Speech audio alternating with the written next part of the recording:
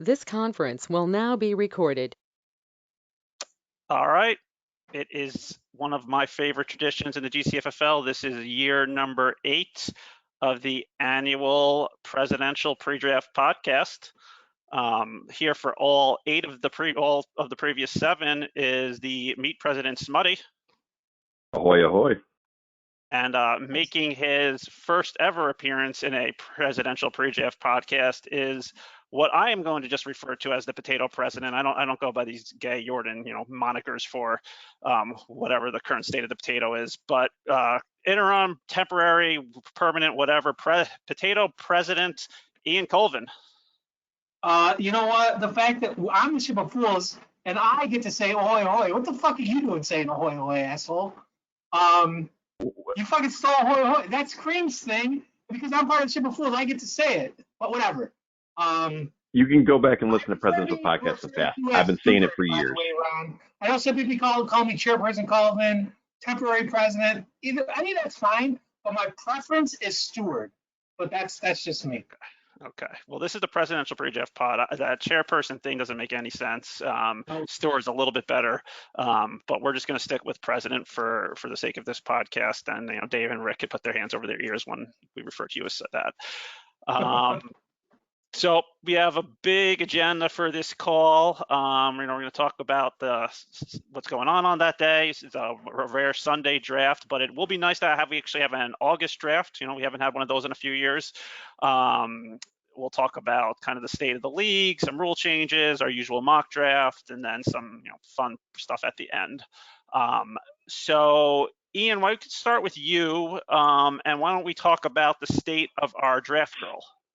Wait 1 second. How about we do our opening shot? It's always been a tradition to do a shot at the beginning, and we had to talk Ian, because he's a potato pussy, into doing this shot. But why don't we start this off right and do our shot first, and then kick off the scene? Sounds good. Okay, here we go. Count it down, somebody. All right. Shoot 'em up, boys. 3, 2, 1, go. Yowza. All right, that was good.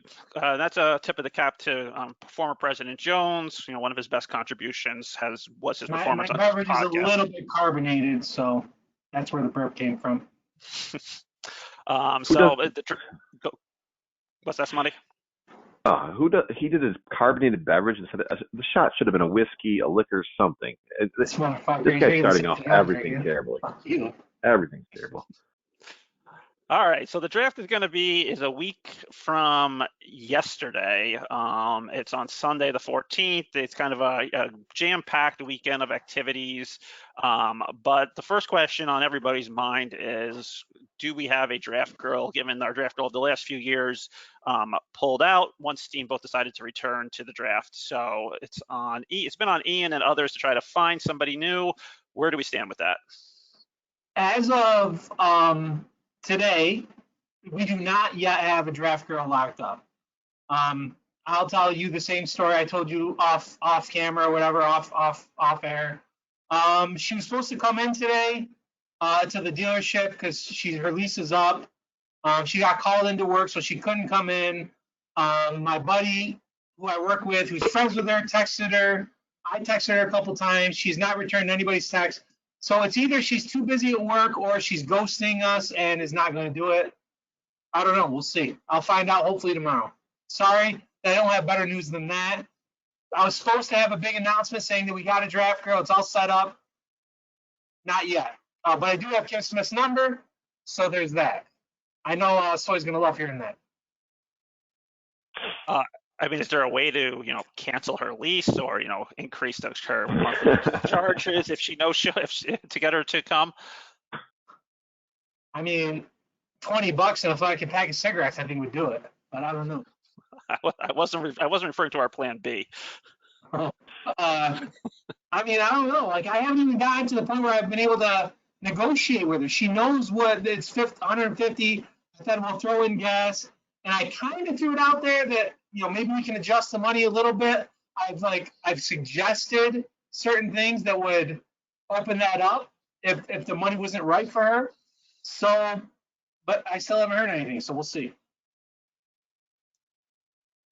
Just another in a long line of potato letdowns over the last, I don't know how long. I'm pretty sure that this was a meat letdown because we let fucking Nikki 2.0 slip away, but whatever. The Meats provided the draft person for I ever. fucking Like, started the concept of a draft girl, asshole. So don't fucking, and that's when I was with the meat, but so maybe it is a potato. exactly, letdown. exactly. And then you went potato, and like you're in a conference of ineptitude, and it just continues. And this is just the latest example. Listen, I know of a couple professionals we could fucking hire, but I don't think we want to go there now that we're all fucking married, kids, and all that other bullshit. I don't think we want a professional, if you know what I mean. So I think what we've been doing has been fine over the last 10 or so years. We just gotta figure it out, I guess. I don't know. Yeah. Well, Gary can wear a fucking bikini top or something.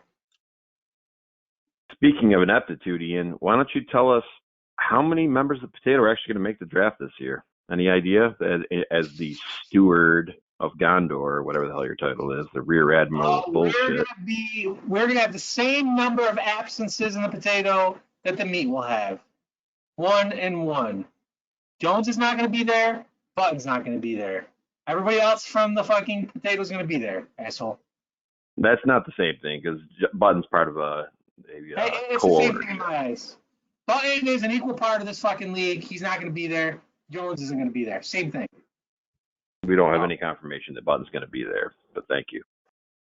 Button aside, I mean, that means you're giving a firm yes to every other Omar. owner in the potato. So you're accountable if anyone besides Jones doesn't show up, especially a day of no show, which we Listen, have. that's the responsibility I took on as steward of the potato presidency, so that's fine. Right? I mean, is Jones now not going to come to another draft for, ever? Has he shared that with you? Fuck, I hope Jones listens to this. Fuck you, Jones. Like, what the fuck, man? You had to have your fucking wedding in August. It was bad enough that we all got fucked over last summer. Now we have to do this every fucking summer, dude? Seriously? That's bullshit. I hope you're listening, Jones. You got some explaining to do. I have a question. Did anyone hear how last week's birthday parties were for Rick and Steamboat's girlfriends, since that was the reason they no-showed last year's draft? I know Steamboat spent the weekend in Old Forge. Based on his Facebook posts, I think he had a great time. And when I talked to him, he said he had a good time. So, but other than that, no, I don't have any idea. He didn't give any indication of what he actually did for her birthday? No. They drove around Hopefully on his boat introduced her on to a Fort new man. They drove around on his boat on Fourth Lake for the day. That's all he does in his free time, which is fine. That's fine. That's funny. Assuming we don't have a draft girl, I think we said it was a noon start time for the draft at Wadcock, so everyone needs to be there well before noon, but a noon start time is our tentative. Is that right? Yeah, noon's the target. It's a moving target. If we can, flex into other options, we're going to be flexible just for the sake. CFFL breakfast. We've done that a couple times. I mean, I have a few concerns about getting, with the potato getting monkeypox, but otherwise I'm down. Yeah, it is a known gay disease, so it's probably rampant in the potato. I thought maybe soy would be coming like hooded and like completely covered in some kind of full body suit or some shit. Which is funny because he was the first one of us to get COVID after being the one and sole member to wear a mask to the 2020 draft. That is pretty fucking funny. You don't think he didn't hear about that at the fucking the week we went to my sister's last week or whatever? But Ian, to your question, I don't think, as far as I know, that there's no separate conference breakfasts. I think we haven't talked about it. Nobody's talked about it. I guess I'll just put it out there, plant some seeds if we want to fucking do it. We said like last year, Shine made the loaded potato soup. I made the fucking beef tacos. Like we had shit. Like whatever. Just throwing it out there for conversation. I don't want to cripple your itinerary though, Ron. So let's keep it moving. Yeah. Okay, so that we are confirmed. The only definitive no is Jones. We have an unknown status for Condor, and according to the other two presidents, every other owner will be accounted for. We have Bova as a firm replacement for Jones, and so now we're assuming everyone else is there outside of possibly Button. Moy, in his own words, said that he's making an appearance this year. I tried to ask him, what the fuck does that mean? Like the timeline, he's like, it'll be an appearance. I will make an appearance. I don't know what that fucking means. So he'll be there though, because he said so. Does that mean if he's not here, we're skipping his picks? It might be O'Mara style last year, where O'Mara showed up for 20 minutes and then left. I don't know. He will be there. Well, he will make an appearance. That's all I know. What's the O'Mara word, and where is it coming from? Is it coming from O'Mara? Or is it coming from someone else? I was on a text chat. I don't know if you were on it or maybe Ron was on it, where I mentioned that I didn't know if O'Mara was going to be 100% at the draft or 100% at Jordan games. I know he was going to be making an appearance at least at the Jordan games. I thought it was anyway, and I assumed he was going to be making an appearance at the draft. When I talked to him, he said he planned on being there, but who the fuck knows? It's hard enough for him to get away from his family for a day, let alone fucking two straight days. Now, Rick said that he talked to him separately, and that Rick told him to make his priority, if he has to pick one, to make it the draft. So I assume he's going to be at the draft, and if he does come to the Yorton games, I don't expect that he'll be there for a while, probably just making an appearance. Making his presence felt, maybe pounding a beer, just doing a shotgun and then leaving or something. I don't know.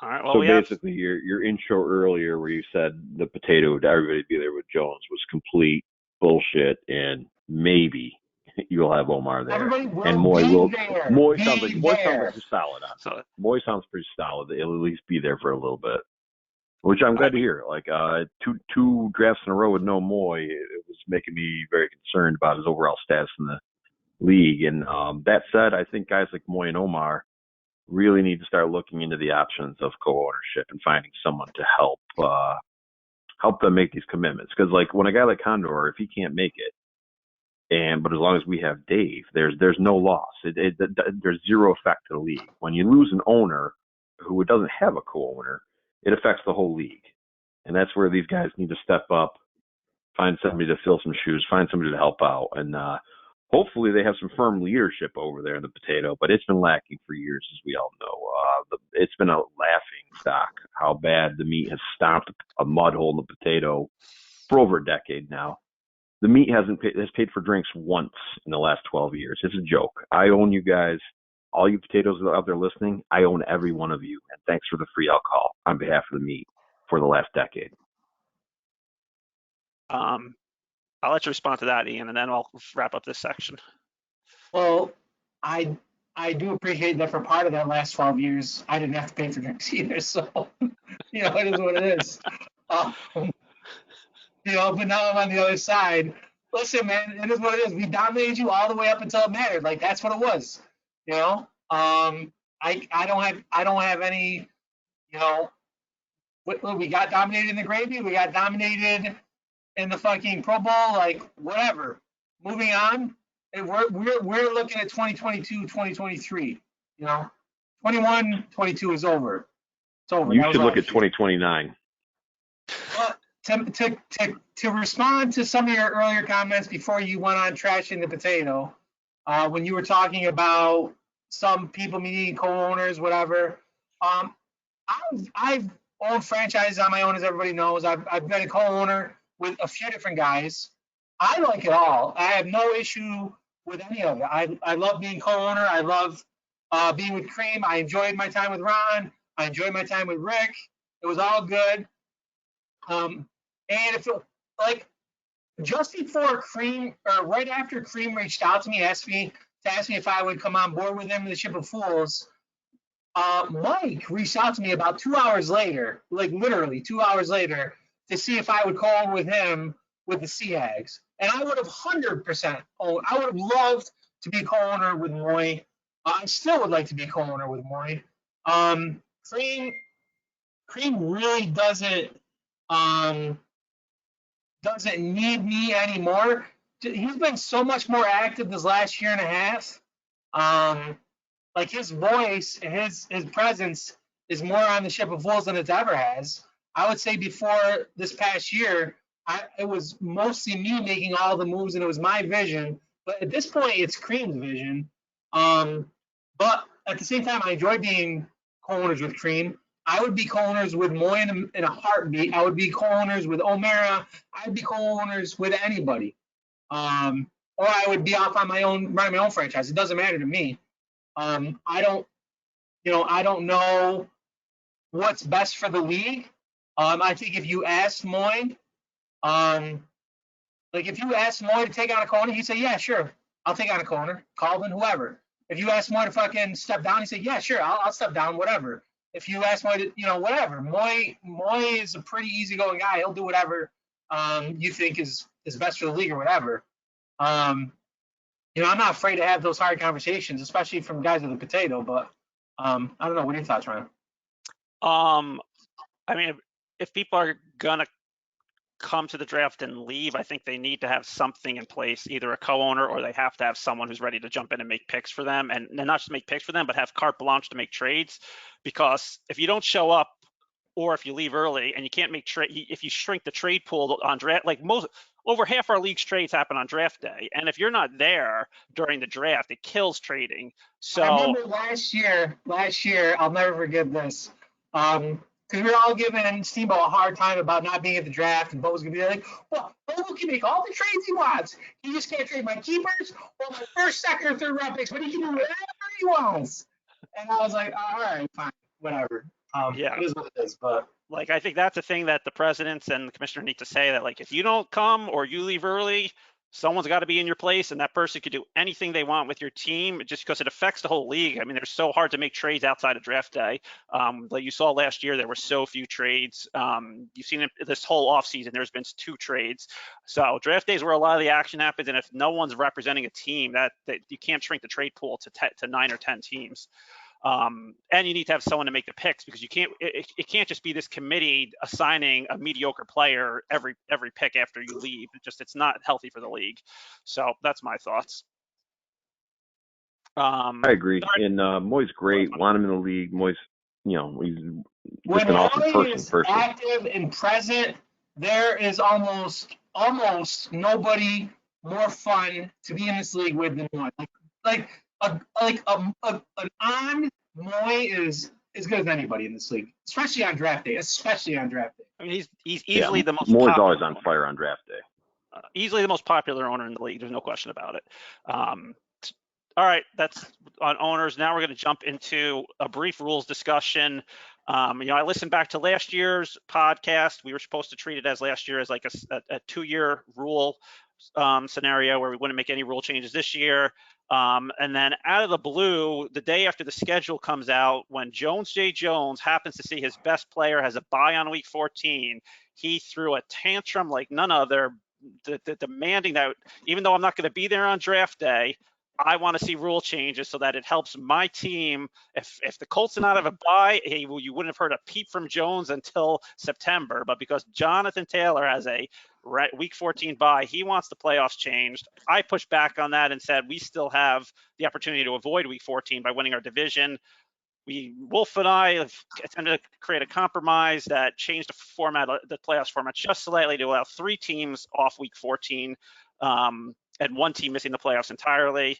So let's start there, Smutty. Where do you stand on playoff changes, if any? Well, just to clarify, I believe that the rule changes are supposed to be on even years, and this being 2022, we are good for rule changes. I think last year was the year we stepped outside and broke some rules by going on an odd year. That was we made rule changes in 2020, and then the potato concession was all rule changes come on even years from now on, because the potato doesn't want to deal with it every year, which is fine. So we are good for rule changes this year. The Rick, we'll call it the Rick-Ron compromise, is a 10-team playoff system with a 13-week regular season. The 2 bottom teams in the conference are instant lottos. And then week 14, you've got the 4 and 5 seed playing, and the loser goes to the lotto. And then week 15, the number 1 seed in the conference gets to choose their opponent for the remaining 3. And then so on to week 16 becomes the conference finals. Week 17 is your gravy and Pro Bowl. My suggestion is that we rename the Pro Bowl to just Meet Victory. It's called Meet Victory Game. This seems like it's more accurate to what happens. So, but we can vote on that too, I guess. What are your thoughts on those the playoff suggestion here, Ian? I mean, this is closer, honestly, to just going back to the original. Compromise. I'm on board with the compromise. 2 worst teams, or the worst team in each conference, goes to the lotto. I like the compromise. I'm on board with it. I don't think anybody's the only person in the potato who was not completely on board with it was my co-owner, Cream, and that's mostly because I think he was a little bit he was missing, or I think he thought that this was the year we weren't changing rules. Clearly, that's not the case. But that was the only thing. His response when I brought it up to him was, I thought we weren't changing rules this year. Well, we are. He's fine with it. It's fine. Yeah, you can go back to, it was the Jones 2020 Beach House draft that we decided that it'd be even years only. So last year, I don't know what happened. I see that as the fucking steamboat clause. I think in every other year thing. But that's just me. All right, so it sounds like we're heading towards that slight change of, instead of 6 teams making the playoffs, 5 make it, and we go from there on the playoff side, barring some changes of heart in the next 6 days. And then the FAB, which we have discussed, which would be a complete change to the approach to free agency. We are looking at each franchise will get $25 to bid on players, a minimum of $1 bids, so you can't get $0 bids. FAB budget could be traded up until the trade deadline to other teams. It can be used through the playoffs until your team is eliminated. I think right now the pickups would start the Wednesday after the draft and run, I think, from what's like Wednesday to Monday, Smutty? Yeah, that's the plan. Right. So the only thing is, like, let's just announce to the league that there might be some growing pains as we're learning how how CBS uses this FAB. None of us have experience with it. I think it's a good idea that fixes some problems. CBS. It works very, very close to how any other say it. I've been in a couple leagues that uses this system, and I'm using CBS, and it works the same as like the Yahoo or whatever. They're all pretty much the same. Ian, I'd like you to take notes on how a podcast is run. It might help you with your turd talk, that when like you interrupt me and jump all over me, I stop talking and let you go. Like, that's just a thought that you might want to bring to turd talk.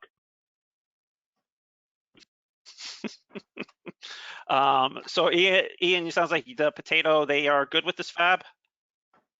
Honestly, I'm not 100% sure I'm fucking good with it. Okay, well, that's what we want to talk about. I personally, like, I've been in the system, using the system at least 3 times. Once in one league and then twice in another league, because I've been in the other league 2 years where we've used it and then the other. It's okay. It's fine. What's the downside? There's not a downside to it, but is it better than what we have? Like, I really like the idea of, only having a certain amount of picks, and you can trade those picks. And I get it, you can trade the free agent, the dollar amounts or the points or whatever you want to call it. You can trade that too, and that's fine. But like, the finite number of ads that you have makes those so much more valuable, And I personally, I've always really enjoyed that aspect of this league. And if we go away from it, it'll never come back. Like, the free agent bucks or FAB or whatever you want to call it, it's good. It's a fine system. I've used it. I don't have any like negative things to say about it. I don't. But I really enjoy the way we've used this. I mean, and I'm the biggest offender of using the ad drops. Like, let's be honest, I'm usually 2 or 3 in by the time the season starts. Like, but I mean, whatever. I mean, I'll bring it up to my constituency in the potato. I haven't yet, just because I don't really like it that much. Like, yeah, maybe I'm guilty of sometimes if president or whatever doesn't really like the rule change, they're not going to push very hard on it. Like, I think everybody's been a little bit guilty of that, and maybe in this instance, I'm a little guilty of it. That's it. That's mine. I mean, Smuddy, where do you think the meat stands? I know we're. Yeah, I mean, I think this whole discussion, this podcast, has kind of opened that door to kind of bridge the conversation. I think we get a pretty high listenership on the presidential podcast, and this is to like plant that seed with everybody to make these conversations just a little easier to have on Saturday, or on this case on Sunday, just so that people are aware of what the idea of it is. I think you explained it well. It's a $25 budget, minimum $1 bids. You can make your bids on Sundays and Mondays, but they're not going to go through until Wednesday. That way, it gives time for people, if they're not on it, they have time to get their bids in. If you want to place a big bid on someone to make sure you get them, then you do that. If you want to place a small bid on someone because you just kind of need a body because maybe the COVID, people being out due to COVID is not going away. Ian, you see it in fantasy baseball. We still see it. It affects sports.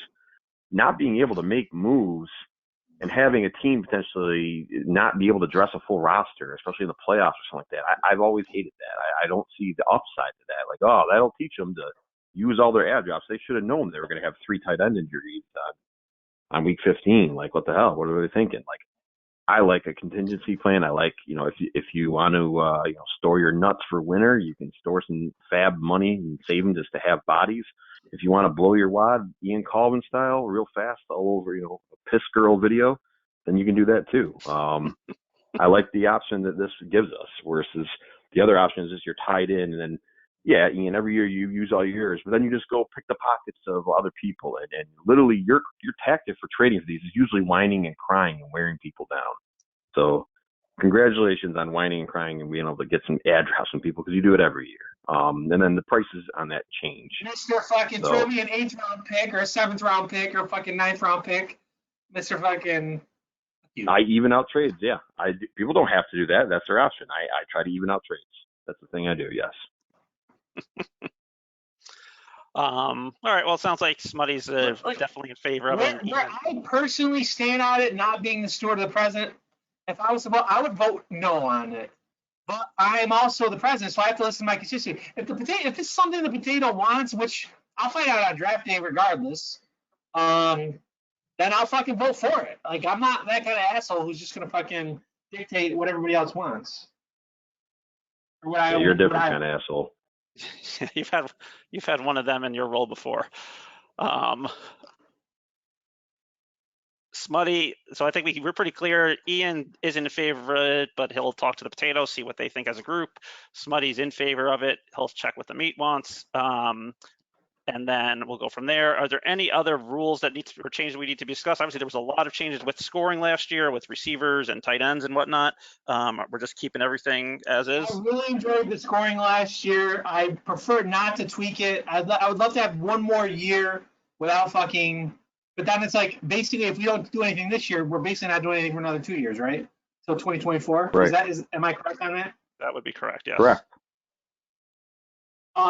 That's the potato preference. I really enjoyed the whole tight end thing. I mean, and the fact that there's not a strong tight end pool makes that rule even better this year. But whatever.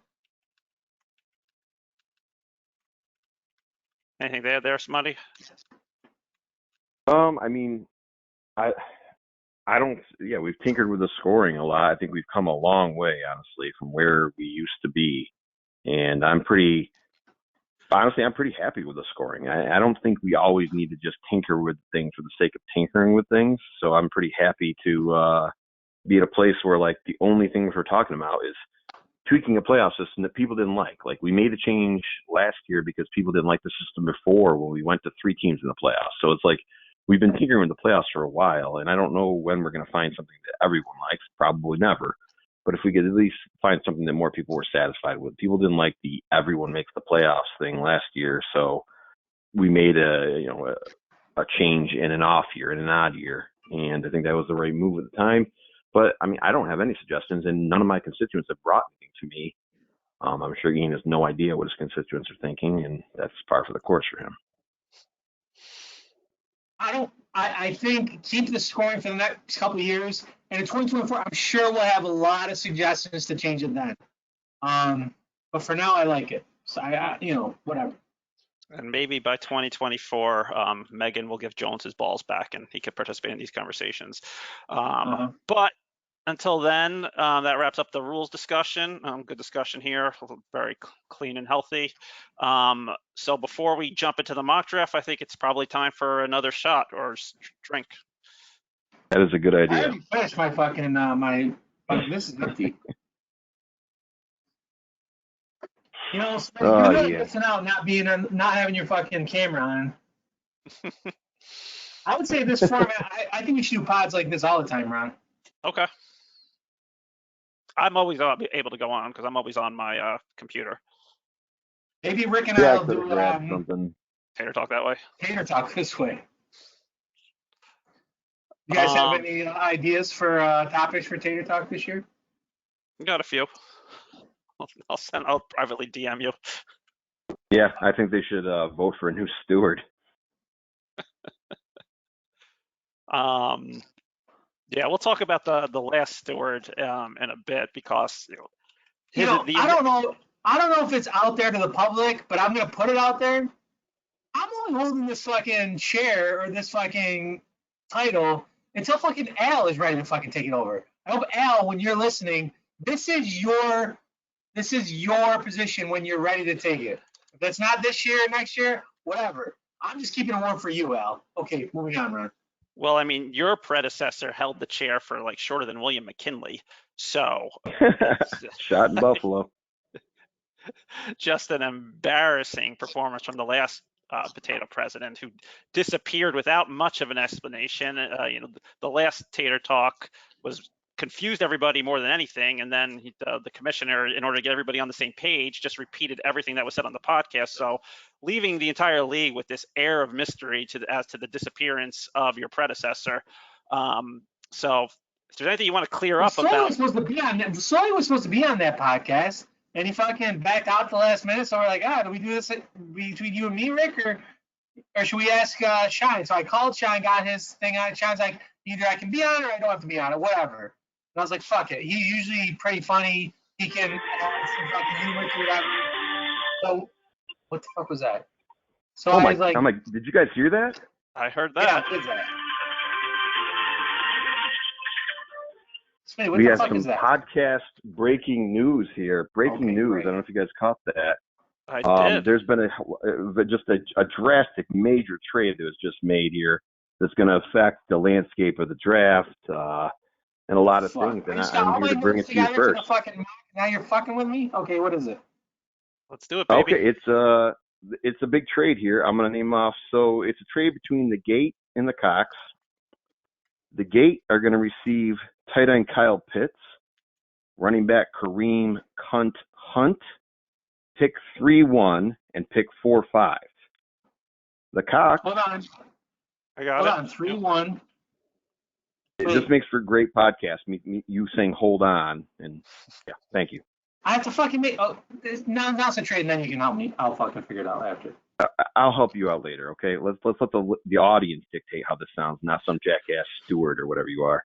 Anyway, back to the trade. The Cox are going to receive wide receiver Tyreek Hill, running back Josh Jacobs, and picks 1-2 and 1-3. So the second and third picks in the draft. That's what you call a blockbuster. Ron, what are your thoughts?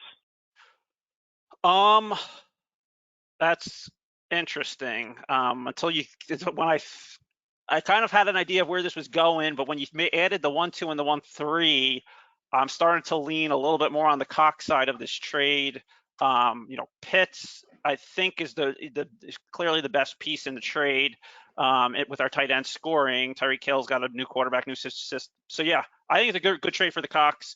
The Gate, I think, probably pulled the trigger a little too soon on a trade that they could have gotten better, but they still get Pitts, so that's a great keeper for them. Hey Smitty, what picks does the Gate get?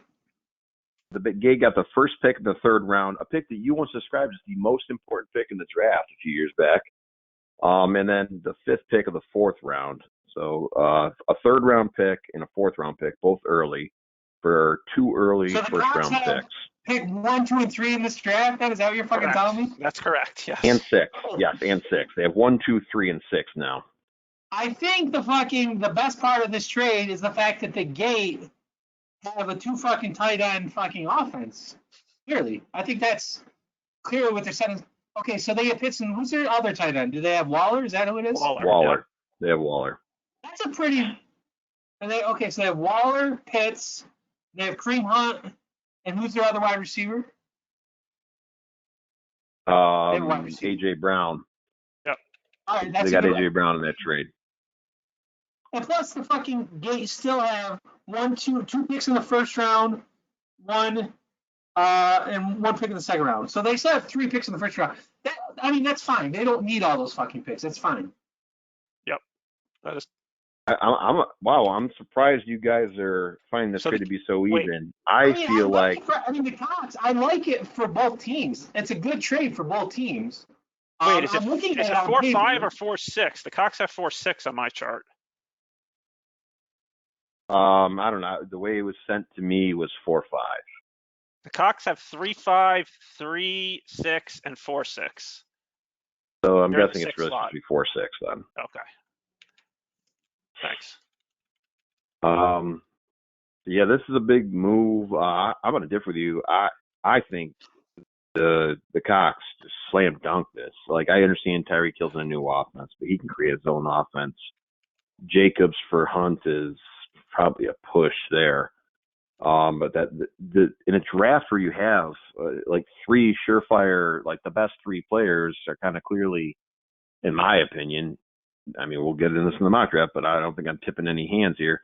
Breece Hall was going to go 1 anyway, and now he's got the option to take, if he wants both those wide receivers, get Keenan Allen and Mike Evans to join Tyreek Hill.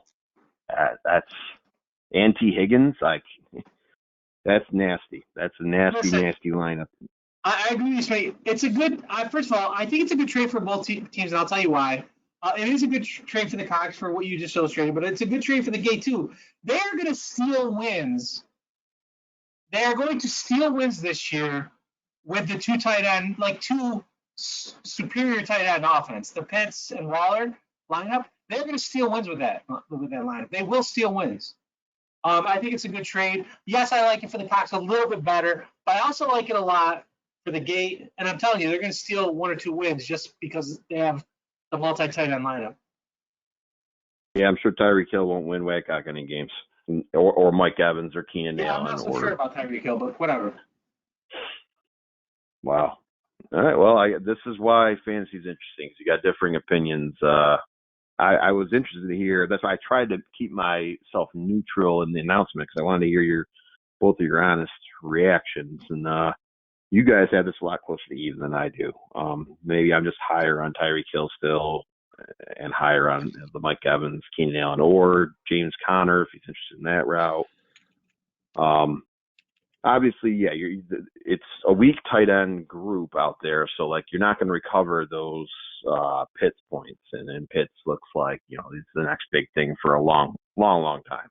It's just that's a heavy price to pay, and I'm sure Condor had to be lubed up and just put in the right position to give up Tyreek Hill. I know they both love Tyreek Hill, the Gate boys, but that's Condor's boy, especially, and giving him up. It's a lot of capital. I mean, I like the trade more for the Cox. I don't think the Gate just got completely destroyed, but I will admit I kind of questioned if I had this message right when I got it. I have everything here. This is it. This is the whole deal, right? Okay. Ian wants to talk. Oh no, he wants you to wrap up. All right. I'm not even going to get into my views on the trade. I got to give him a high level from there. So we're going to run with this mock, which is now just changed. The back end picks at the gate don't affect the mock because there's only 2 rounds, but the Cox have now just blown up the first part of the mock. So for those who haven't listened to one of these and might be listening to the first time, Ian, for every pick except for their own, Smutty and Ian will give a pick. If they're the same pick, we just move on quickly. If they're different picks, then I will break the tie. That's my only role, except for when they have their picks, in which case I will replace one of them, and they would have to break the tie if we differ. No trades. All right, throughout who the course leads of this off? mock. So, I mean, I think in the past we've done meat. I mean, whichever conference you represented, you lead off. Of course, the meat has almost all the picks in the draft. So, Ron, you do the tiebreaker. Is that how we're doing it? yeah, I'm the tiebreaker. Yeah. Okay. So, Smutty, you lead off for WAGTOC Yeah, 1-1. interesting. Just looking at this first round, so the Misers and the Jizz each have a pick in the first round, and then the Cox have 4, and the Gate have 2, and the Crush have 2, and the Crap have 2. It's an interesting first round where only 6 teams have any picks. It's crazy. I think this one will probably be unanimous, so we'll see what Ian's got to say. He's already surprised me today. I think the Cox are going to take Breece Hall. I don't think this trade impacts that move at all. I think Breece Hall looks like a future keeper running back. I'm going to say and I think it's just a slam dunk. He Breece Hall agrees. also Breece Hall, pick one. pick 1-1. Ian, same team. The Cox now have Aaron Jones, Josh Jacobs, Breece Hall at running back, Tyreek Hill, and T. Higgins at wide receiver. Okay. I'll say on this pick, I'll say Mike Evans. I'm going to differ. I'm going to go Keenan Allen. Just past conversations I've had with Wagcock, I'm very confident that he likes Keenan Allen more than Mike Evans. Interesting. So that's up to you, Ron. I like Mike Evans more, but I'll go. If you've talked to him more, and Mike Evans just had that hamstring injury, which isn't very serious, but he does get injured a lot. I'll go Keenan Allen. All right, Smutty, 1-3. We've added a third. They have 3 running backs, 3 receivers. This pick and a pick 3 picks later. Yeah, I think this is the pick that Wagcock's going to use to make sure that Jacobs becomes like the guy off the bench as opposed to filling one of his flex spots. He's already got in this case Aaron Jones and Breece Hall. I'm going to say he goes out to the desert and goes for James Conner over Mike Allen. That would give him 4 running backs. Am I correct on that if you took Conner here? Yep. I'm going to go away from that. He already has 3 running backs, 3 receivers. I got to go a little bit outside the box here. I'm going to say he's going to go quarterback here, Lamar Jackson. Ooh. Do you want any inside information before you make your decision? Sure. Because I've had conversations about quarterbacks with Wagcock as well. Doesn't like Lamar Jackson. Doesn't like him at all. I'll change my pick. You want me to change my pick or keep it at Lamar Jackson? Change your pick. Is Wagcock okay with you sharing all this information? Kyler Murray then. He doesn't like him. I mean, maybe he's lying to me. I don't see why he would. I don't pick till late round 2. So. Smitty, Lamar Jackson. I'm going back to Ron. My pick is Lamar Jackson. Lock it in. All right, so it's between Lamar Jackson and James Conner. Fuck it. I'll go Lamar.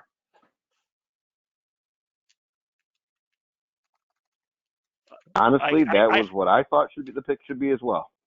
I got to hedge it. Yeah, Lamar's a better pick than James. I also thought Mike Evans should have been the pick at 2 as well. Just FYI. I'm talking like we don't agree on certain things. All right, Ian. The Crap are up. The Crap have at wide receiver Pittman and Debo, at running back Joe Mixon, quarterback Allen, and they have a pick at 11. I'm not fucking sandbagging on this pick. Fuck it. I'm not going to do it. I'm not going to do it. I wasn't going to fucking put Devin Singletary because he lives in Buffalo. He's all about fucking Buffalo. I'm not putting him with Devin Singletary. I'll say fuck it, James Conner. I know Rick doesn't really like Mike Evans, but I'm going to say AL lobby's hard for Mike Evans. I'm going to say Mike Evans. Oof. Yeah, I actually think you if this is the way it goes, I think you 2 have nailed the conversation between those 2. But I think I think Rick's hatred of him is too strong. I'm going to go Connor, even though I would take Evans there. I think Al's right, but every conversation I've heard Rick mention Mike Evans, he seems to despise him, unless he's just, sandbagging. But we know he hates Brady, so I'm going to go Connor there. All right, Smutty, the Crush. They have 3 keepers, 2.5 really. Najee Harris, Godwin, who's may be ready for the start of the season, who knows, and Miles Sanders, who had 0 touchdowns last year and played most of the season. It's crazy that like the clear and obvious best guy on the board, in my opinion, is Mike Evans here, but he already has Godwin. That said, I'm gonna say he's just gonna take the player to trade later, and like you got to take the most valuable player. I mean, part of me wants to just get our young running back for him that's out there. And if the draft had gone different in front of us, I think I would go that route. But I'll say Mike Evans, even though it makes no sense because he has Godwin. Mike Evans is the best player on the board, and Crush are just like, you know what, they got to pick, a couple picks from now. He's just going to take Mike Evans, and he'll figure it out. Mike Evans goes home to the Quackenbush Crush. Yeah, and I think that's the right pick. You take the best player, and we've seen in recent years, loading up on players has worked for if you're in the right offense. Now it's got the NFL's become so super offenses. There's a few of them out there every year where you could just load up on them. You weren't able to do that for 5 or 6 years ago, but now it's working. Mike did it, I did it, Ian did it to great success last year. All right, Ian, Wagcocks are back on the clock. They have a quarterback, 3-3.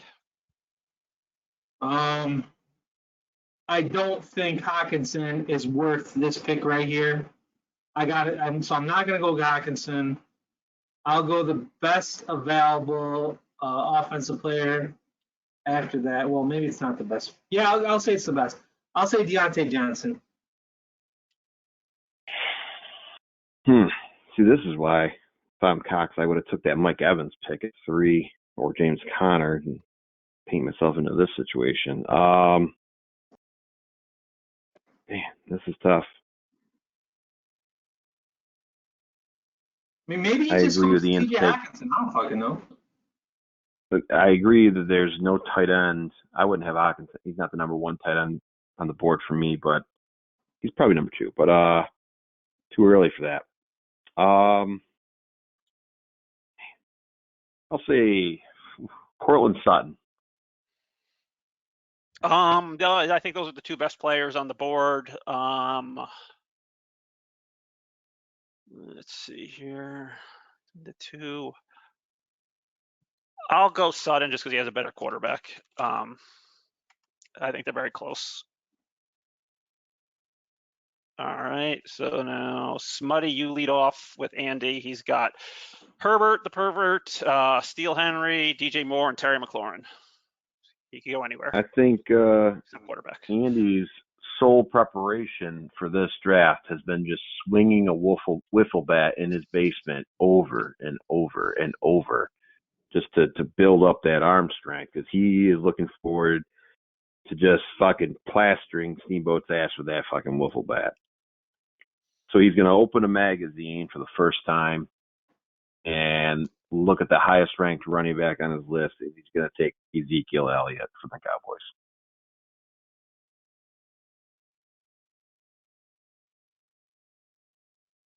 I'm going to say he takes, this is where I see Dave Montgomery going. I'm going to say he takes David Montgomery. That would have been second on my list, honestly. I'm going to go with Montgomery here. Yeah, I'm going to go with Montgomery here.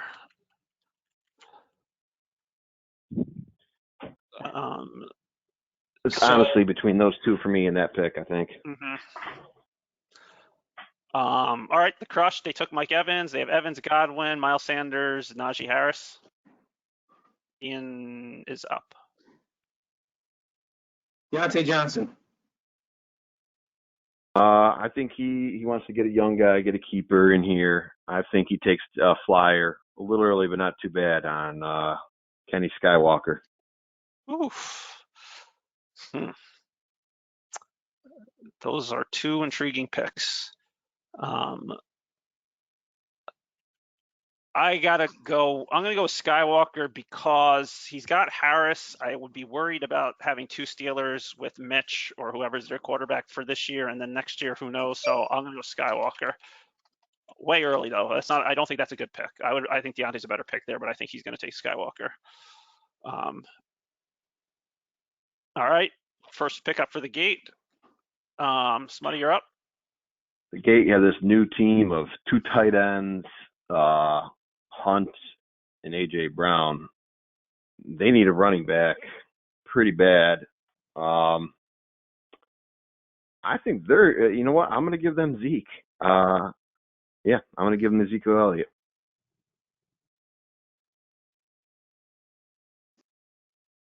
Those half shirts that he wears just is right up the Gate alley. I would say the Gate are more of an Elijah Mitchell team, personally. Ooh, I like your pick better. Yeah, I'm going to go with Mitchell. Better. Ron, take his pick. Yeah, I'm going with Mitchell. That's a really, really good call, Ian. Watch the Gate now take Zeke, but that's a good call, Ian. They're up with this the next pick anyway. So Ian, you're up to lead off pick 110. They now have Mitchell and Hunt in the backfield, AJ Brown and wide receiver, Waller and Pitts, the two tight ends. All right, I've been fucking stonewalled every time I've said Deontay Johnson. I'm not gonna fucking say that. And clearly, Smitty's down on Deontay Johnson, or he fucking really loves him, and he just. All right, fuck it. I'm saying Deontay Johnson. That's the pick. If Deontay Johnson's falling to the 10th pick in the first round, that's the fucking pick. Okay, well, did you read Shine's mock draft? Do you remember reading that, Ian? He doesn't read mock drafts. Right, you're a fucking idiot, all right? So Deontay Johnson was not in Shine's 2-round mock. So either Shine's being super devious and like burying Deontay Johnson, even though everybody knows he's worthy of going in the first round, or he really doesn't like him. Yeah, you could change your pick, Ian.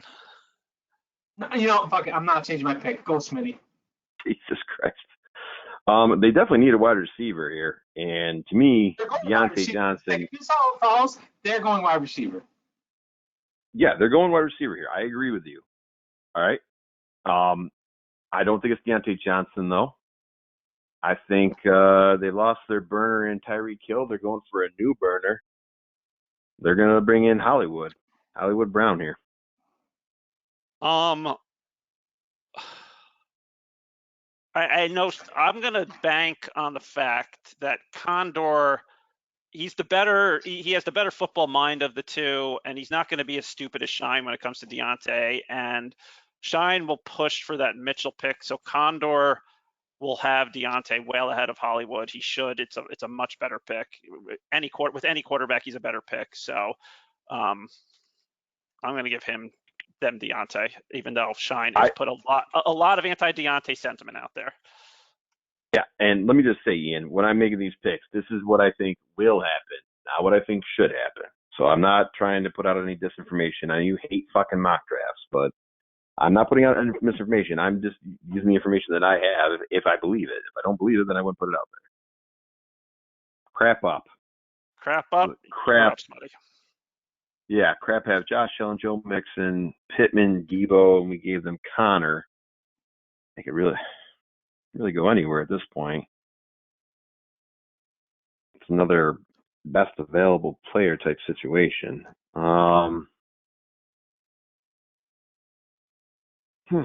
Man, Rick hates Dak, so Dalton Schultz is out. Man, this is a tough one.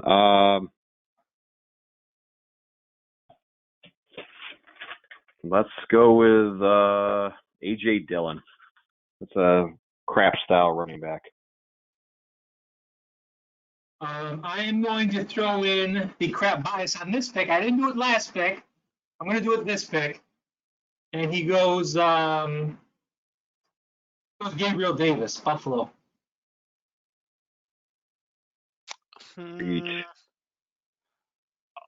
going to give them, out of those two, I'm going to give them Dillon.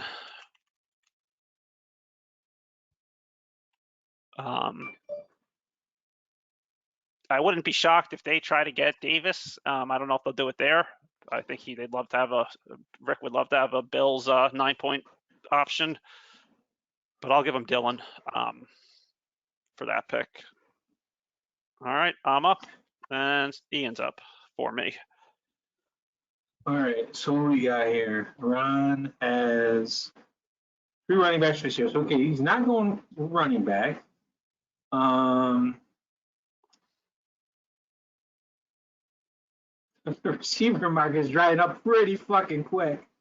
Fuck. These guys suck. They're okay. All right, fuck it. I'll say that, hold on a second.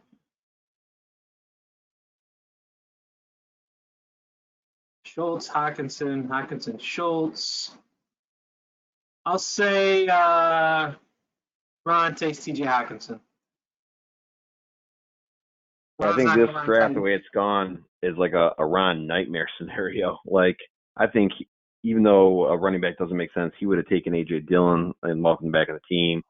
I think he would be happy to welcome Deontay Johnson to fill up a starting wide receiver spot. Those 2 picks right in front of him, and Elijah Mitchell. I think he likes all 3 of those. Those 9, 10, 11, I think is like a nightmare scenario for Ron. I'm going to go back to the well on Hollywood Brown. Ron, wrote a very interesting new way to do a mock draft. Ian probably didn't read that either.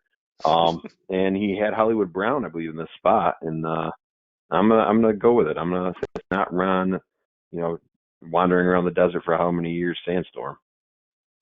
Yeah, I guess it would be pretty sandy of me to not take Hollywood Brown after I mocked him to myself at this pick when Hockenson was on the board. So I guess I kind of have to go with Hollywood here.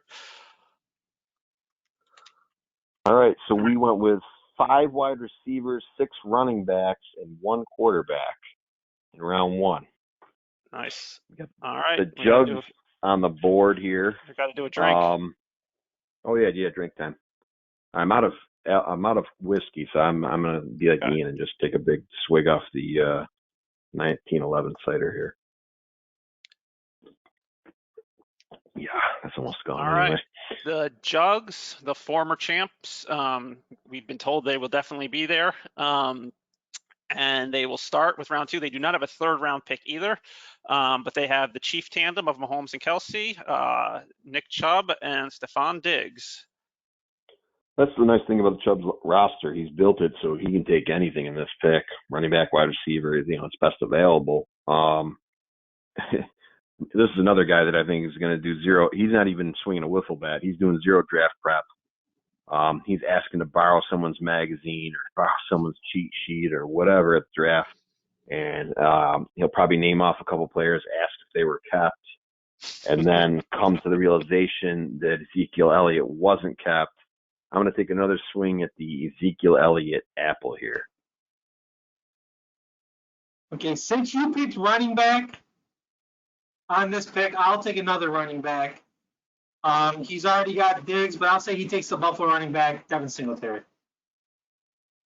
He's a Buffalo fan. Of those 2, yeah, I think I may even mock Singletary here. I'm pretty sure I did do some kind of, I think I did. So I'm going to give him Singletary. I think I did. I definitely gave him a bill, so it would have been Singletary or Davis here. Welcome to the draft, Alligator Dogs. Yep. All right, Ian, you're up. The Alligator Dogs, they have Mr. Swift in the backfield. For the first time in 7 years, they don't have Todd Gurley on their team. And then they have Hunter Renfrow, Judy, and Mike Williams at 3 wide receivers. So they could go anywhere. This is the easiest pick of the mock draft. He takes Ezekiel Elliott if he's there because he's a recognizable name. He doesn't know Ezekiel Elliott fall off the cliff. He's taking Zeke Elliott. He doesn't know why Ezekiel Elliott's still here. He thinks it's crazy. Yep, I'm with you, Ian. We haven't agreed very often, but I'm with you here 100%. Zeke Elliott, no tiebreaker for Ron here. Yeah, I think I mocked it. I think when Zeke was, he had the pick that Zeke was taking, and he traded it to Moy for AJ Green and a bunch of draft picks. So this is 6 years later, when Zeke is washed up, it's the perfect time for him to join the Gator Dogs. Okay, The Crap are back on the clock. So far, they've added 2 running backs, James Conner and A.J. Dillon, to go with Joe Mixon. They have Pittman and Debo and Josh Allen. I mean, there's some interesting wide receivers out there, but I think it's time to break that tight end cherry. I think Al would want to go with Schultz out of Dallas, but Rick hates Dak and therefore most things associated with him. So I'm going to say Rick wants his boy Hercules Hawkinson, despite the fact that he plays with Goof. So I got Hawk here. What do you got, Ian? There's no way I'm going to mock Davis to Rick in the first round and not mock him in the second round. Gabriel Davis. Yeah, I like that pick for there. We'll give him Davis. It's a much better pick in this spot. Okay. We got the gate. Now I got the gate. They've added Mitchell and Deontay in round 1, so they could kind of still go anywhere except tight end for the most part. Don't have a quarterback yet, but they got 2 running backs, 2 receivers, 2 tight ends. Whose turn is it? Mine or Smitty's? It's your turn. The to lead off, even Ian. pick, so it's you. Yeah. Okay. So the gate, they have their fucking line. Like they can go quarterback here. That's fine. In fact, I think they will go quarterback here. They're taking Kyler Murray. Not the quarterback I would think they would take, but I'm gonna say that they don't want, as much as I like Kareem Hunt, that situation's murky right now. Maybe there'll be some clarity in a week. I doubt it. I think they'd like to put another guy in the lineup and move Hunt to the bench. So I'm gonna say Antonio Gibson.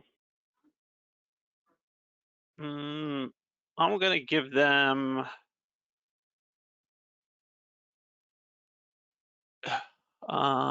Yeah, I'll go Gibson.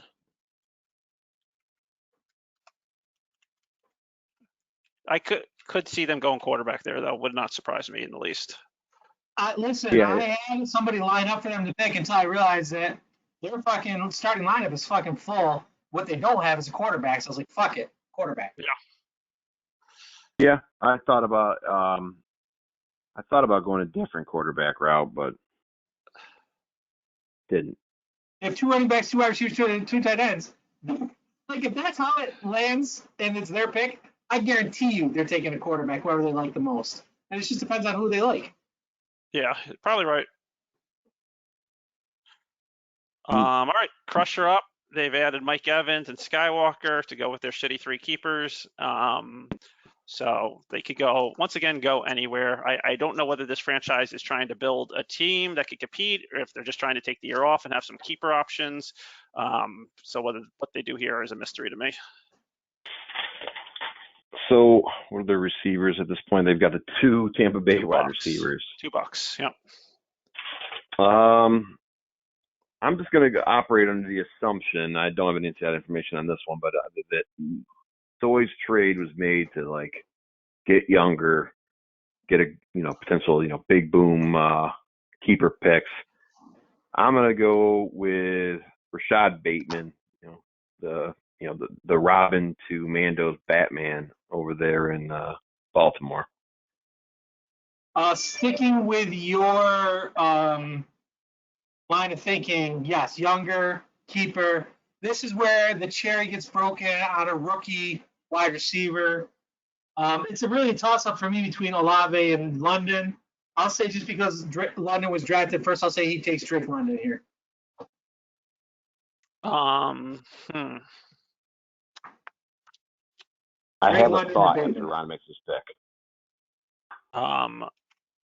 I'm just trying to see one. Soy does not have a third. So Got 2/4 though, right?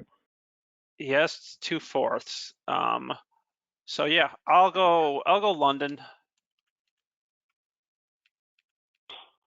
See, my only thought on that I feel like Soy, much like we've seen Wagcock try to do in the past, is going to try to straddle 2 canoes here of both playing for the future and also trying to play for the present.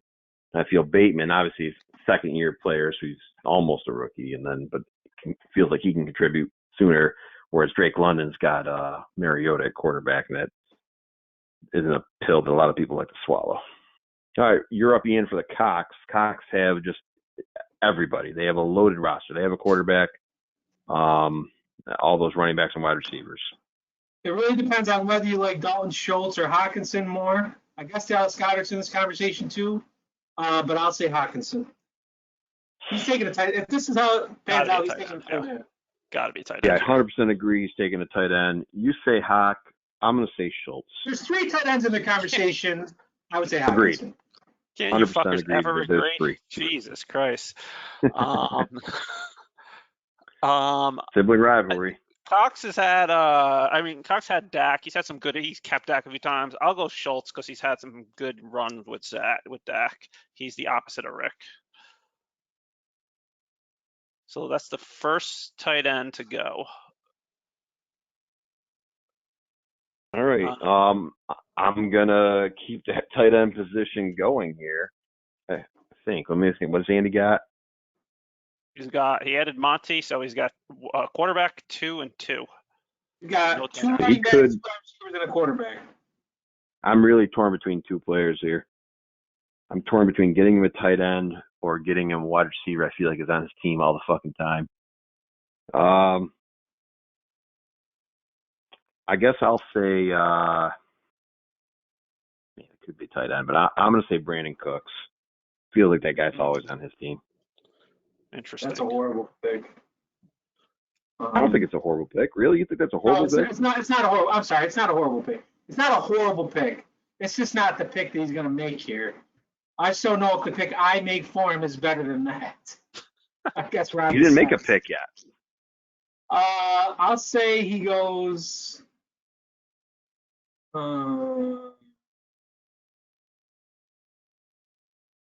That's not going to happen. Michael Thomas let him down last year. He's not taking Michael Thomas. I'll say shit. Maybe he does go Cooks. No, I'll say he takes. This is where Hawkinson goes. It's interesting. I'm looking at this Andy's guys. Like other than Herbert, who's a quarterback himself, everyone he has or we're giving him has a horrible quarterback. You got Wentz, Baker, Tannehill, or whatever happens in Tennessee, Ian's boy Fields, and then we just have a choice between. This is a wild card, no matter how. This is a complete wild card pick right here. Yeah. Between Andy is a wild card. That should be his fucking nickname. The Goose tight end, or some second-year quarterbacks go to receiver. I think Andy will want to get the tight end locked in. I think especially if one goes right before him. So I'll give him Hawkinson here. Because I think the Schultz pick will influence this pick. Yeah, I was torn between those two, honestly. I think I kind of spelled that out, that's where I was going. So, Ian, you get to lead off for me, the Hooligans. I have one running back, 3 wide receivers, and a tight end. I must have fucked up. I had somebody else in that pick. Okay, Hooligans. Where are you, Hooligans? Small. Okay, 3 wide receivers, a running back, and tight end.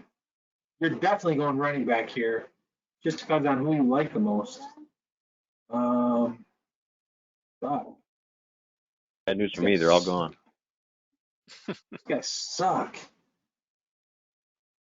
These guys absolutely fucking suck. All right, let's look at the rookie running back, shall we? It's available. Breece Hall's already picked. I'll say you go with Isaiah Spiller. Holy shit, that's terrible. Holy fuck. Whatever Ron picks, that's my pick. Whatever Ron picks, that's my pick. That's fucking terrible, Ian. Jesus Christ. I'm gonna go with Rashad Penny. Yep, I'll take it. Yep, that's a million times better. Fuck. I just looked at rookie running backs, and he was the highest rated one on my list. That's what I did. Rashad Penny. Okay. All right. Yeah, Spiller could be on my team. Sure as fuck won't be my first pick in the draft. Fuck. Smutty is up for Jones, making his first pick of the draft. Jones of Bova Yes, The Bowman 3 Jones running pick. backs and a wide receiver. Jones does. Has He's definitely- arguably the best keepers among the best keeper collections we've ever seen entering a draft. But for the 4th time in 5 years, he enters the draft without a first-round pick. So this is usually his MO: load up on keepers, shitty draft options.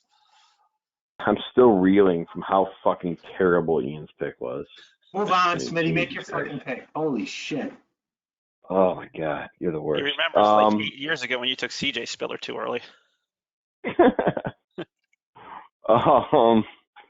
I'm gonna say I feel like it's a 2-horse race for me. Jones like established guys. I feel like I'm between, and he also likes guys with quarterbacks. And whatever. I'm between Juju and Mike Thomas. I'm gonna go. Give him a chief. Give him Juju Smith-Schuster. I think he could be the number 2 behind Kelsey. I had 2 guys on my list, and my number 1 wasn't the one I was going to pick. But since you mentioned Mike Thomas, who was the second guy on my list, I'll say Mike Thomas, and I'll let Moran make the decision. Mike Thomas should do this. Having done this draft with Jones and Smutty, Smutty and Ian Smutty, I think this is by far the most tiebreakers I've had to do. I think that's a tough one. I'm going to go Mike Thomas. I think I mocked Mike Thomas to him in my draft. I think you're right. It's kind of in that range. He wants obviously Mahomes is way better than Jameis, but I think Thomas, all the reports are really good. I think he has a better chance. The KC and the Green Bay guys, I think you're really playing with fire if you expect a lot out of them. All right, we're on the fool's pick. So do you lead off since it's an even pick, Ron? Yeah, sure. So the ship have the double Rams, DK Metcalf and Lenny. They're the type of team that could go just about anywhere with their selection. It wouldn't shock me if they took Allen Robinson and just go all in on Super Rams. But I know in the past Ian's liked this guy. He drafted him last year. So I think Ian goes Bateman.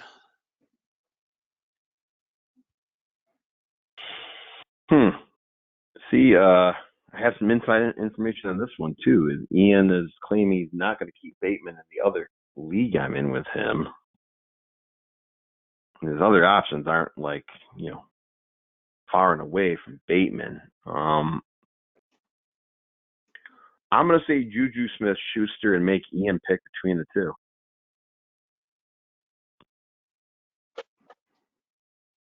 Huh. Ian's debate right now. Ian's debate has nothing to do with the players, but it's lie or tell the truth. No, honestly. And not that he would have to be forced into these 2 players. Fuck, what did Scream think? I'll tell you right now. I would pick Juju based on the fact that Juju might be the top receiver with the best quarterback in the league, based on Lamar Jackson, which is a run heavy. No, this would be an easy pick if I had to choose between the 2. I'll take Juju. Okay. Juju it is. And now Mike makes his debut. So we've had 4 consecutive picks with their first pick in the draft. And Mike's the last person to make his first pick. Yeah, and he's sitting on 2 running backs, tight end, wide receiver. He can really go any route here. Well, when it comes to Moy, I can't help but think, is it a Buckeye or a Bear? Buckeyes, you got a couple options. You got Wilson. This is such an easy Jack, fucking you got pick. Olave. I can't even believe you have to think about this. This is such an easy pick. All right, I'll just say Darnell Mooney then. Go ahead, Ian. Chris Olave. What a douchebag. Chris Olave. All right, Ron's going to agree with that because I think he mocked Olave there. I think I did mock Olave there. Yep.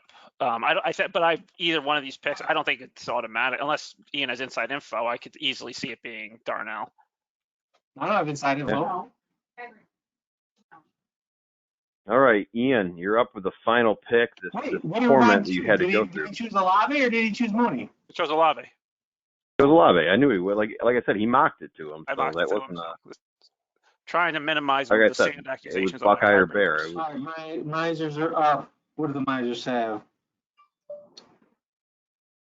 Ron, who do we He's got 3 running who backs, do we 2 give wide in, who receivers. do we give in the first round? Hollywood Brown. Okay, so three running backs, 2 receivers. He's got both of his flexes filled, and he's got 2 wide receiver spots filled and his running backs filled. So There's if you're looking no for filling out way- starting lineup as quarterback or Ron, what's your top pick in the third round? Is it the last pick in the third round? Yeah, I only have the last pick in every round. I don't have any other picks. I haven't traded any, and I don't have any. Based on that fact, I don't think you're gonna go all the way to the end of the third round before you fill the tight end position.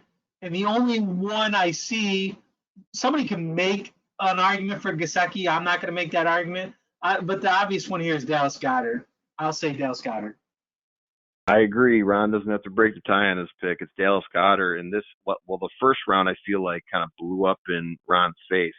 I feel this second round just fell into his lap. Like he was just, he was watching the first round go and the first 5 picks go and there's no tight ends. He's feeling great. When those 2 tight ends went back to back at 6 and 7, that's when Ron didn't like it.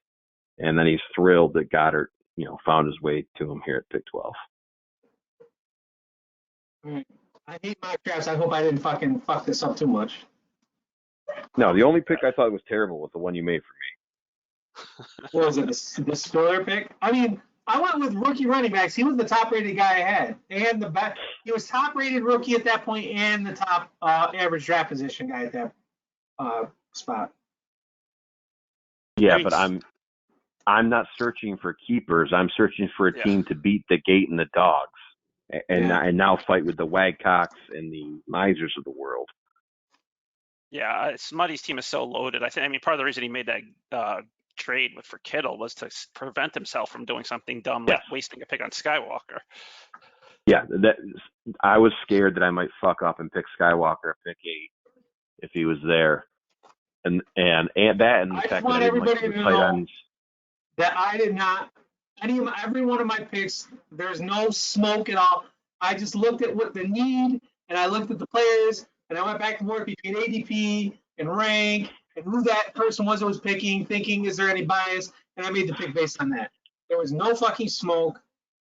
And I don't like mock drafts anyway, so. Yeah, I hear you. Yeah, Ian, I didn't feel your picks were smoky or shady. I think I didn't agree. I know we didn't agree on a lot of picks, but you had a lot of picks that I thought were good. I just went a different route. We got the bomb dropped on us, 5 minutes before we started this thing, changing a lot of strategy for those 2 teams in particular, and then the domino effect that it had on the rest of the draft.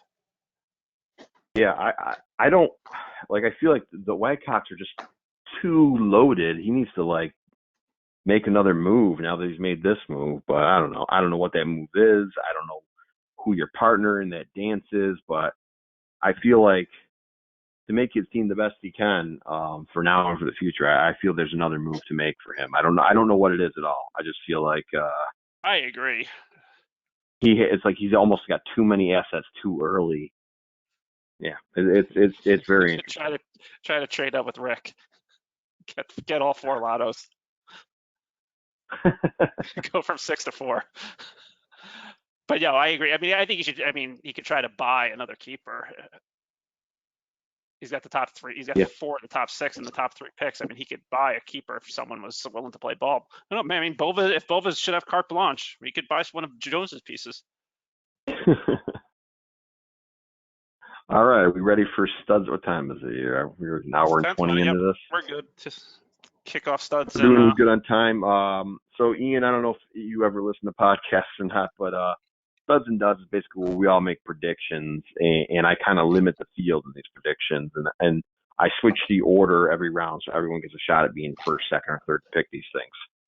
So the first one we're going to start with is QB studs, Ian, and the players I'm eliminating from your options are Josh Allen, Patrick Mahomes, and Herbert, the pervert. Ron's going to pick first. I'm going to pick second, and Ian will pick third. And you're picking a guy that you think is just going to, be the stud. He's going to be the, the best guy out there. Yep, I understand the game. So you said Mahomes and Herbert. Anybody? Who else? Anybody? Allen? Josh Allen. Yeah, I took out what I think is the top 3, and so The order in this it'll be Ron, then me, then Ian. To pick, who you think's your top quarterback outside of those three guys. And Ian, just so you know, your predecessor last year's biggest bust in the whole league prediction was Jonathan Taylor, and his biggest bust rookie was Jamar Chase. So you don't have the biggest shoes to fill. For top quarterback overall, I'm gonna go with Lamar. All right. We can't take each other's picks, right? If somebody picks something, we got to do something different. Yep. Yes? Yep. You got to pick someone different. Yeah. Okay, That's I'll why say I Kyler moved the Murray. order around. That's okay. Well, as I stated earlier, you're picking third, but you can have Kyler Murray because I'll I'm take sorry, Jalen Hurts. My apologies. I'll go last. No, go last. If you want Kyler Murray, I'll pick someone else. I'm still taking Hurts, and you can have Kyler Murray, so we're good there. Okay. Just pay attention to the rules from now. All right, So now we're doing QB duds. This is the order, Ian. Pay attention here. I'm going to go first. You are going to go second, and then Ron will go third. So now QB duds, obviously no one's eliminated from duds, but, you can't pick, like, Carson Wentz. Like, pick a guy who, like, will be drafted as a starter, but will disappoint potentially. Okay, I get it. So my dud is Ian Stud. Give me Kyler Murray. He's going to disappoint. He's going to get injured again. He's going to get banged up. He's going to be a bitch. He'll score some points early, and then he'll fade fast and not be a top 6 quarterback. I'll say my dud is going to be Dak Prescott. Only this year will everybody realize Amari Cooper and his value of what that offense was. So my dud is Dak Prescott. All right, Ron. My dud is Brady. Ooh. Intriguing. Is it father time, lack of weapons, all the above? Weapons. Like I don't think Godwin's coming back. I don't believe in the Julio comeback. I mean, the guy will come back eventually. I think he's coming back for a while. I think it's going to take a while for that the injuries to the offensive line. So yeah, I've got concerns about the Bucs. Overall, I think they're going to take a mini step back. They'll be a playoff team, but I wouldn't even be surprised if they don't win the division. So yeah, I'm going to say Brady is a dud. I mean, I could end up drafting him, but that's only if I wait on quarterbacks. Okay, so now we're going to do running back studs. The 3 running backs I'm removing from the pool. The first 2 were easy with JTT and CMC. Third one is, I mean, I could have went a lot of different routes. I went Eckler. Doesn't matter why. Ian, who is your RB stud outside of those 3 running backs? I'll go with Javonte Williams. Ooh. Really? Coming in hot. I like that. That's a little bit of a hot take. I like it, Ian. I hope it's true. I like Javonte Williams, man. And All if right, it wasn't Ron. Javonte Williams, I'd probably go Najee Harris, honestly. No, Javonte's a hot take. Good job. Yeah. There was a lot of other low-hanging fruit out there. You went out on a limb. Mm-hmm. I like it. Who's Ron, second? you're up second. I'm second. I was going to go. I'm just going to stick with my pick. I'm going Cook. Dalvin Cook. That's a good pick. That would have been mine if you didn't take him. It's a tough call for me, but I'm going to go similar to Ian, I think out on a limb a little bit and just take a long shot here, but it's a guy who I feel the fantasy gurus, if you will, have been up on him where his rankings is. He's higher than what he's ever produced. Give me the Hard Knocks running back, Swift. Give me a dog. Nice. I feel I went out on a limb, but I think Ian went out further on a limb. I thought my pick was I was taking Cook if one of you guys didn't take him, but Swift was my whole ace in the hole here. All right, we're on running back duds. This is going to happen if Javonte got the lion's share of that offense as a running back. I think he's going to put up monster numbers. I don't think it will happen, but if it could, I think he would. And the guy I love after that would be Najee Harris, like I said. But. Yeah, I think the Steelers' offensive line can only be better. The quarterback play should be at least be on par with old man Roethlisberger. So if he keeps getting fed the way he did last year, he'll produce. Ron, you get to kick it off for RB Duds. Who's going to be a letdown? I'm going to go big in this department and say Eckler. Wow, one of the off-limits studs is a dud here. Well, I guess that Spiller pick would be amazing for me. If Eckler bombs out, maybe they just give the ball to Spiller. That is a ballsy one. All right, I feel like I'm not quite as prepared for this as I should be. I'm gonna also go out on a big guy here. I think King Henry is a guy who's just the tread has been worn thin. It's a lot of carries over a lot of years. No A.J. Brown to take the lid off the defenses anymore. I think not A.J. Brown. I think King Henry takes a big step back. Ian, you're up. I'm going to go with a big one here as well. I'll say Alvin Kamara. Dud. Do you think he's getting suspended, or is it you just think he's going to fall Well, off? I think the suspension is part of it. He'll probably miss at least 3 or 4 games. I don't know how many exactly he's going to miss, but I don't know if it's already been announced. It's got to be at least 3 or 4, right? Nothing's been announced. So Yeah, I would his court assume date it's got gonna be pushed 3 or back. 4 games, and yeah, I'm gonna stick with Alvin Kamara. Everybody went with some big balls picks there. All right, wide receiver studs.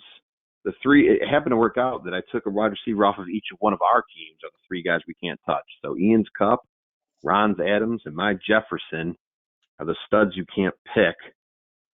I'm going to lead off the wide receiver discussion here.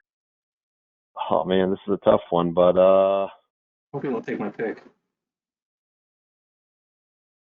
man, it's going to fly in the face of what round. I'm going to go with the other Bengals wide receiver here, Teabag Higgins. I think a lot of coverage is going to float Chase's way, and Higgins is going to clean up. Who's second? Second would be Ian. If A.J. Brown can put up the numbers he did in Tennessee, where it's like a run first, run second offense, I got to think A.J. Brown is going to put up better numbers. I got to think he's going to put up better numbers in Philadelphia. It's got to be A.J. Brown. And then I just think his situation is so good. I'm all over CD. Yeah, should have a lion's share of targets. All right, wide receiver duds. Ian, you get to lead this one off. Who's going to disappoint in the wide receiver area? Who I think is going to disappoint is Tyreek Hill. He's not going to put up anything close to what he did in Kansas City. And if you think he is, All you're right. nuts. Ron? I'm going to go against what seems to be a fantasy community favorite this year. I'm going to say Michael Pittman is a major disappointment. I think people are too caught up on the departure of Carson Wentz, and what I've seen from Matt Ryan the last 4 or 5 years is not a guy who I believe is going in the right direction for producing a big-time fantasy player. So I'm down on Pittman, and I'm going with him. I'm going to go with a fool's keeper. I think DK is really going to miss Russell Wilson. He's going to have a down year. That's fine, but it's the future that's bright for him. Maybe not this year. Yeah, I think they got to find a new quarterback. But I feel like we should have picked number 1 receivers. He's clearly a number 2. I think you should change your pick. He's a number 2 receiver. I think that's consensus. So pick somebody else. What? What are you talking about? He's a keeper. He's not a number 1 receiver, dude.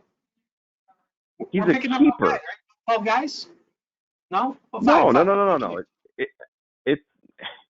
I mean, Pittman wouldn't have fit your category of a number 1 receiver either. Like, you're right. Fine. That's fine. Fine. Okay, DK. Fine. Whatever. I feel anybody that was capped is kind of fair game. No, Even right, an early round no, pick. you're right. It's fine. That's fine. Moving on. All right. Tight end studs. I only took 2 out of the mix. I just took Kelsey and Mando out because I feel like there's a clear drop off to the next tier after that. I think I know where Ron's pick's going to be. Surprise me, Ron. Um, all right, I'm not going to surprise you. I'll go with Kittle Oh, that's not who I thought you were going to go with.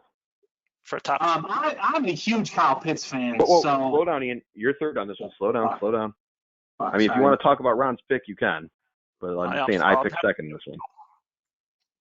So Ron picks Kittle as the stud. The pick I thought he was going to pick, and I'm going to go there since he didn't, is Pitts. I think his touchdowns have nowhere to go but up. He's going to get volume in that offense. I think they're a bad team that'll be losing often. He can pick up garbage points. I think Pitts is going to have a big year. And that's where I thought Ron was going to go. So if I took my stud, like either I have to go chalk and go Darren Waller, or I have to like go a little bit outside the box on the limb and take Zach Ertz. I think it's more fun to say Zach Ertz. Wow, that is a fun pick. He didn't even go in our If I'm gonna draft. go chalk, I'd say Darren Waller. Like I mean, come on, he's the only one left. But fuck it, So the pick Zach Ertz? yeah, Zach Ertz. Fuck it. Okay. Tight end duds. This is a tough one because I feel like tight end's such a limited field. Do I lead off? I think the tight ends we're debating here are really like guys that we think are going to go in that second round of the draft.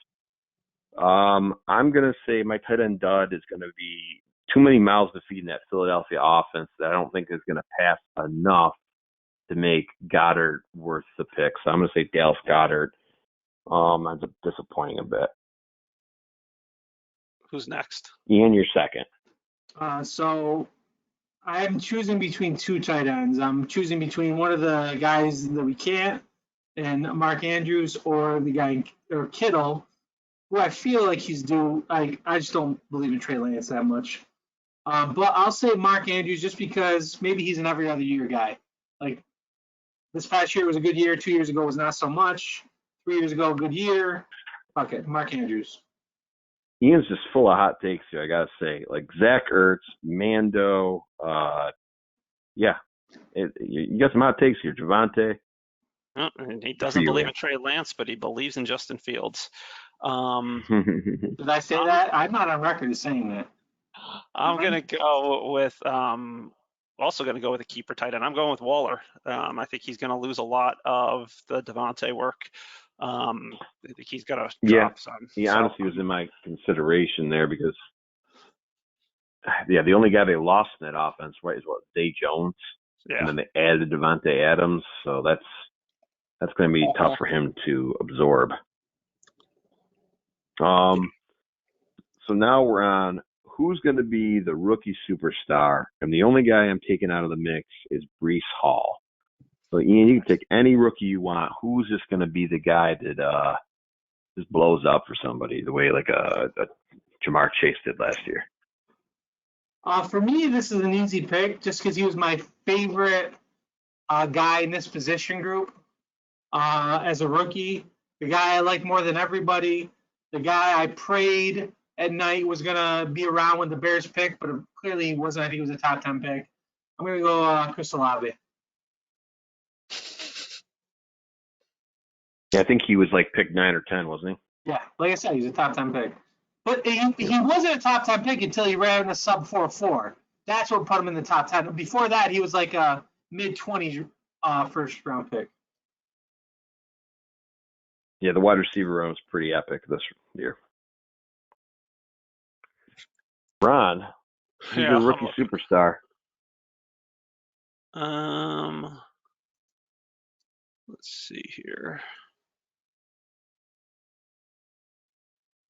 I'm gonna go with him.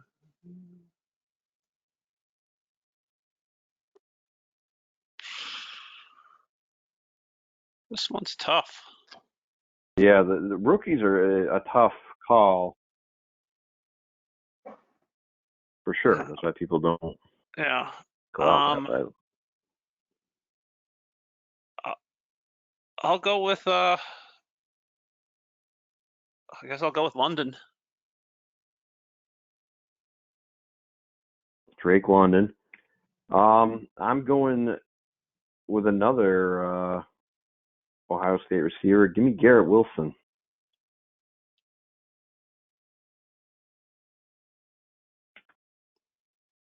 I think he's just honestly a little more talented than Olave. I think Olave might be a little slightly better route runner, but I think Wilson's faster, stronger, jumps higher, those type of things. So this is another tough. The next category is probably the toughest. Rookie superstar is tough to nail, but who's a rookie letdown? If you go back to our mock draft, we didn't have too many rookies go. So a lot of leniency with this. So who's a rookie that someone's going to draft and it's going to disappoint them? And Ron, you get to lead this one off. I'll go with Skywalker. Kenny Walker. All right, so I'm going to go second here. I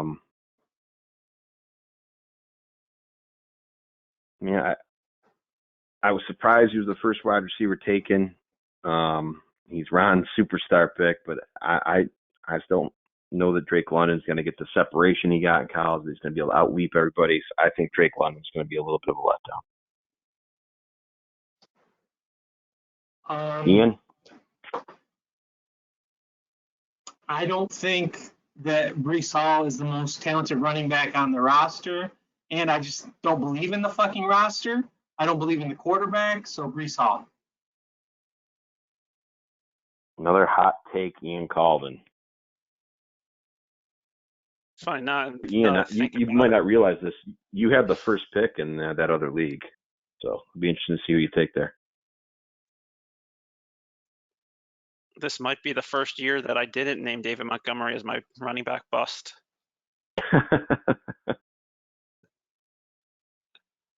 Eckler, I didn't see that one coming from you, Ron. That one caught me off guard. Yep. I have a feeling. I nailed Taylor last year. That's my star. I forget who my bust was. I probably have it somewhere. I'll check. I'll text it to you later. I keep them for a while, and I know you, me and Soy were texting about those throughout the year. Yeah.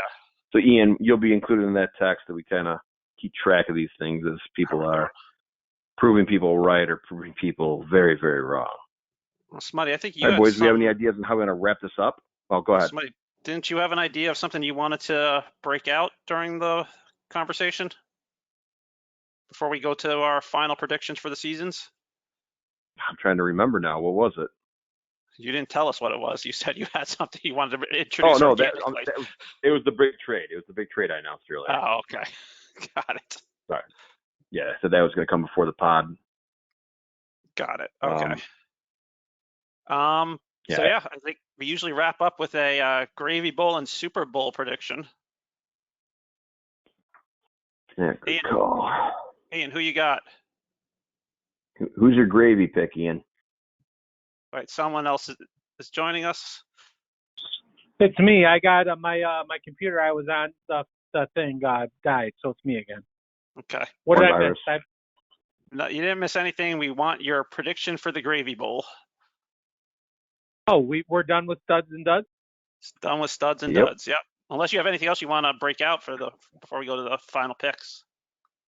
No, it's fine. We'll go studs and duds. Okay, hold on.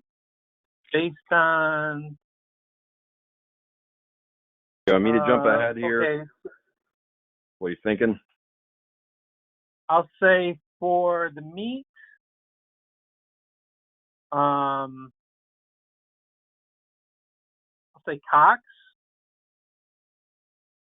And for the potato, I will say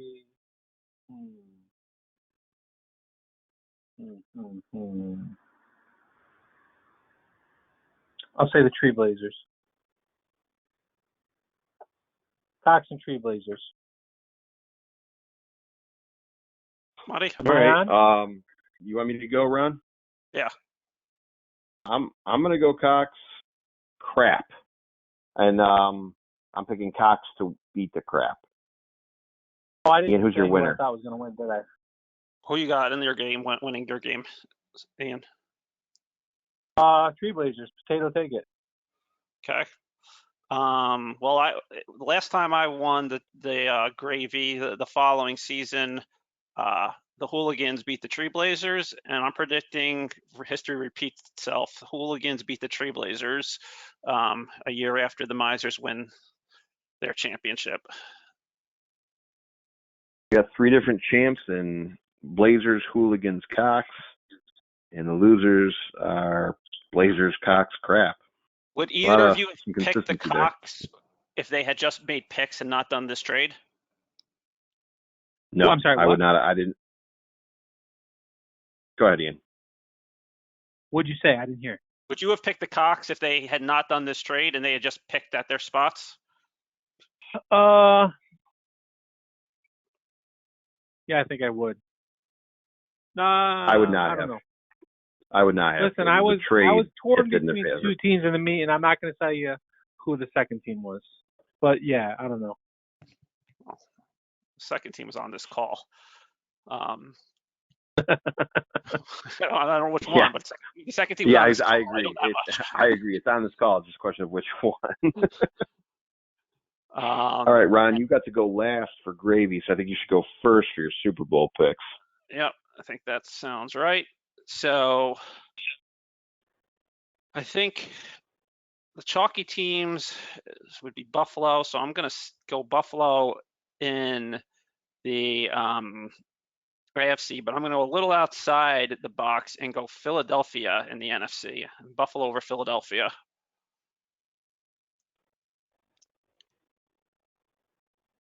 The All Rick right, versus Tommy Bowl. Bills over Eagles.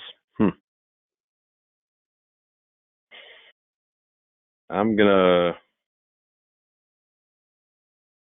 Yeah, I picked the 49ers last year. I'm gonna do it 2 times in a row.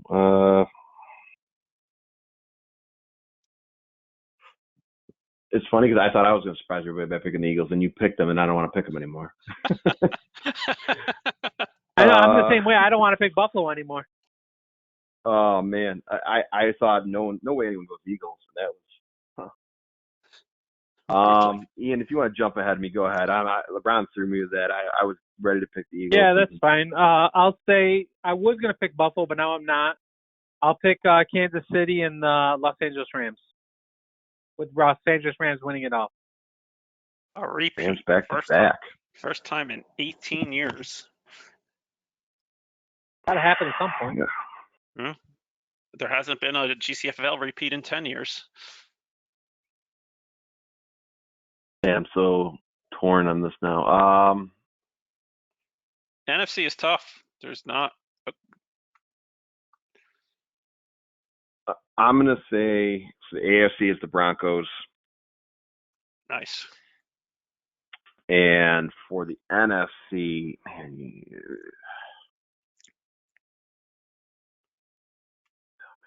you know what? Fuck, I'm just going back to the Eagles.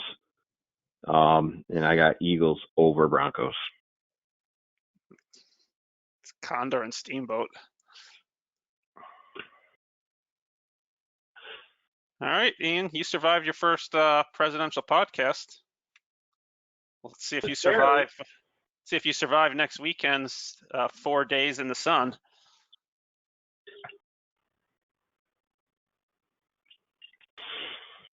I can't believe I got to go back to work tomorrow. It's bullshit. Yeah. All right, boys, we kept it under 2 hours. Any final salutations here, Ian? No. I'm glad the mock was over. I hated doing it. I don't ever want to do it again. It was fun though. I think that these pods should be done so that we can see each other's face. So many times I was trying to signal to Ron that he didn't see me. I wish he had though. I wish he was watching, but it's fine. All right, I enjoyed it. Next time I'll do that. All right. Well, we'll see. this I mean, wraps- it'll depend on your status in your conference after this year as to whether Yeah. you'll be back or not. Hopefully this time next year, Al is ready to take the reins. And I'm maybe a little bit okay. more- I'm okay not having to be in the presidential pod. Like I said, nobody wants this position. I'm doing it just because somebody needs to, and I'm the one stepping up doing it. Yeah, nobody wants because you're punching bags. The meat just drums you fuckers. 11 o'clock, gentlemen. Oh. Looking forward to How was seeing that? everybody. That's Ian getting yelled at. Well, the thing is, Uh, I was doing the pod in the spare bedroom. My sister's in town, so she's sleeping in the spare bedroom. So she was sitting outside the room just waiting for me to be done, I think. I sure hope she's Get out the of town fuck out. by Thursday night. Yep. All right, boys. This is a good one. I'll see you Saturday for some non-GCFLL stuff, and then You're not Sunday going to for be hanging out Friday night GCFSL. yourself, dude? Nah, man. I'm gone the whole weekend with my family. I got to at least get my Friday night. Yeah. I've got Whatever. Saturday, Explain that to Sunday, Jones. Monday, all locked up. Explain that to Jones. That's how it's supposed to work. Yeah. All right. Take it easy. I'll get this All up as right. fast as I can. Later, All right, boys. later, fellas. Bye.